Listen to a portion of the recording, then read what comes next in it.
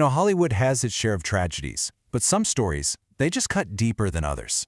Today we're going to talk about a story that really cuts deep. The shocking deaths of director Rob Reiner and his wife, Michelle. It's a case where a celebrated legacy comes to a truly tragic and violent end. When this news broke, it was like a shockwave just ripped through the industry. And, Kathy Bates's words here, they really capture that devastation perfectly. This wasn't just a ripple either.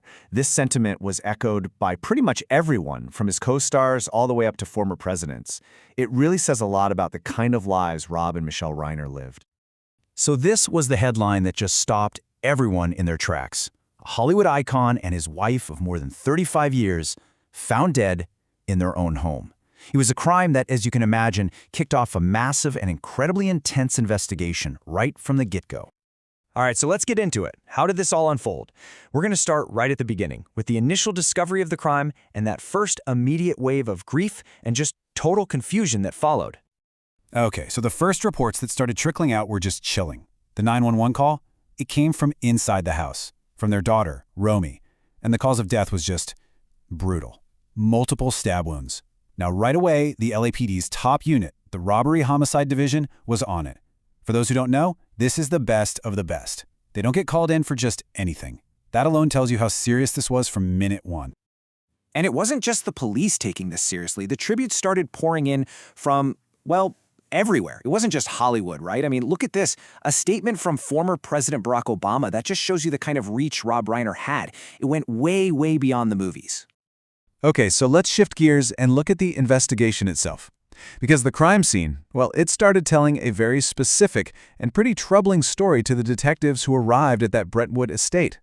Right from the start, things just didn't add up for this to be some random break-in. Forced entry? Nope. The house was secure. The attack was violent and personal. And here's the huge clue.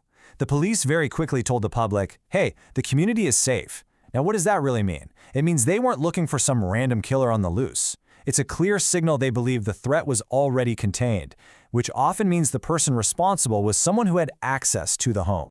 To really get inside the investigators' heads, it helps to understand a little lingo. They're looking at two things: the cause of death, that's the what, and the manner of death, that's the how or why behind it. And in this case, all the evidence, especially the lack of a break-in, just screamed one thing. It wasn't an accident, it wasn't suicide, it was homicide. And this chart really breaks down their thinking perfectly. You look at the two columns, a stranger attack on one side, a domestic incident on the other. No forced entry, a personal attack, all the check marks are on the domestic side. The evidence just wasn't pointing outward, it was pointing inward, inside the family. So, with the investigation looking inward, it didn't take long at all for them to land on one specific person of interest. And the speed here is just wow. Take a look at this timeline.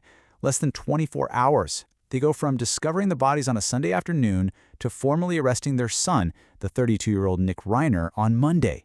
That is an incredibly fast-moving investigation. And then came the bail. $4 million. I mean, that's a staggering amount of money. And it just screams how serious these charges were. We're talking 2 counts of murder against his own parents.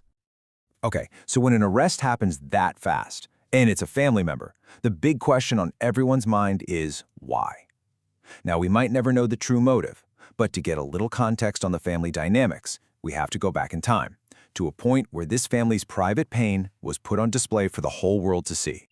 Back in 2015, Rob Reiner directed this movie, Being Charlie. And here's the thing, he co-wrote it with his son, Nick, and it was all about Nick's own battles with drug addiction. You can see from Rob's quote here, it was incredibly painful for him to dredge all of that back up again for a film. And Nick himself didn't shy away from it. He openly talked about how the movie included some of the really unsavory things he did. So the big takeaway here is that these family struggles, they weren't some big secret. They were out there. They made a movie about it. It was almost like a form of public therapy. But you have to wonder, right? When you turn that kind of trauma into art, does it heal or does it just put those old wounds under a microscope forever? Okay, so beyond the horrific details of the crime, we have to talk about what was lost here. Because this wasn't just a family tragedy. It was the loss of a true cultural giant. Let's just take a minute to look at the incredible legacy that was cut so short. $200 million. That was Rob Reiner's estimated net worth. And that kind of money doesn't just come from talent alone. This was someone who made incredibly smart business moves for decades. I mean, look at how he built this empire. He starts as Meathead, right? A TV icon. Then he becomes this legendary director, The Princess Bride, When Harry Met Sally. Come on! But the real genius move? Co-founding Castle Rock Entertainment. That's the studio that gave us the Shawshank Redemption and, just a little show called Seinfeld. That show alone turned into a multi-billion-dollar juggernaut. Now, Reiner was also really well known for being a very vocal political activist. And because of that, the reaction to his death quickly became political, and it really just shined a spotlight on how divided public conversation can get. So, for example, former President Donald Trump, who Reiner often criticized, released this statement. And this response itself caused another wave of reactions, with many people, including some Republican representatives, condemning it as being inappropriate. So, at the end of the day, you're left with this really haunting question. I mean, this is the man who gave us The Princess Bride, When Harry Met Sally, films that literally taught generations about love, friendship, and family. And for his own story to end like this, in this unthinkable family tragedy, it's just a heartbreaking irony that's almost impossible to wrap your head around.